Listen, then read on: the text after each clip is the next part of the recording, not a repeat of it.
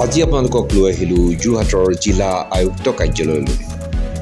চাৰ্টিফিকেটৰ কামতে হওক বা মাটি বাৰী কামতে হওক বা ৰেচন কাৰ্ডৰ কামতে হওক বা বিভিন্ন কাৰণত জিলা আয়ুক্ত কাৰ্যালয়লৈ সকলোৱে কেতিয়াবা নহয় কেতিয়াবা নিশ্চয় আহিবলগীয়া হয়।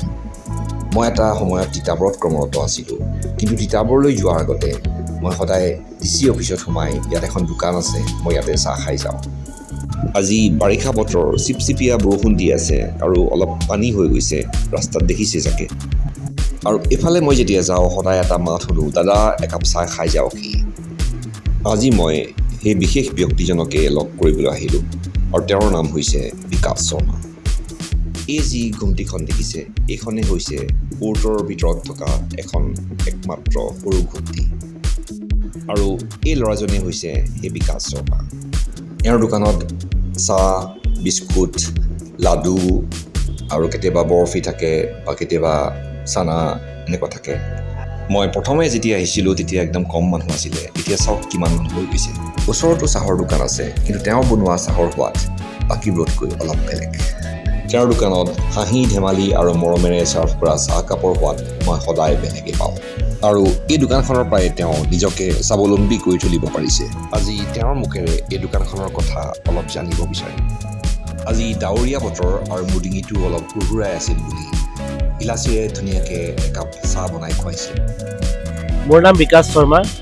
মোৰ দেউতাই যোৰহাট উপায়ুক্ত কাৰ্যালয়ৰ ভিতৰত দোকান দিছিলে। দেউতাই দোকান 43 বছৰ দিলে, 2016 ফেব্ৰুৱাৰীলৈকে। দেউতাৰ মুখে শুনা মতে দেউতা এতিয়া মোৰ ঢুকালে। মোৰ দেউতাৰ তেতিয়া দিনত দোকান নাছিলে ইয়াত কোৰ্টত। দেউতাক তেতিয়া মানে দোকান দিবলৈ দিছিলে। দেউতাই চাহ দিছিলে, চাহ তামোল পাণ তেনেকৈ বিকি পেলাই আমি জীৱন নিৰ্বাহ কৰিছিলোঁ। আৰু দেউতাই লগতে আপোনাৰ এই কুস্তি চাইছিলে। তাৰ নাম মোৰ ৰবীন শৰ্মা আছিলে। তেনেকেই দোকানখন আমি আজি ধৰি দিয়া হৈছে। আমাৰ দোকান আপোনাৰ 50 বছৰ প্লাছ হৈছে ইয়াত দোকান দিয়ে।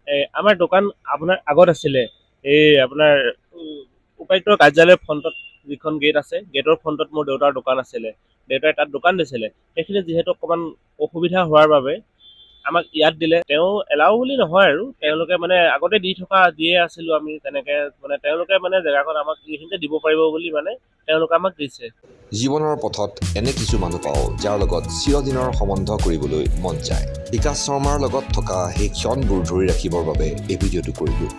আশা কৰোঁ জীৱনৰ পথত তেওঁ আৰু আগুৱাই যাওক আৰু উন্নতি সাধন কৰক। Also, special thanks to Dovin Haulai for helping me to make this video. Hope you enjoyed the video. Stay happy and thanks for watching.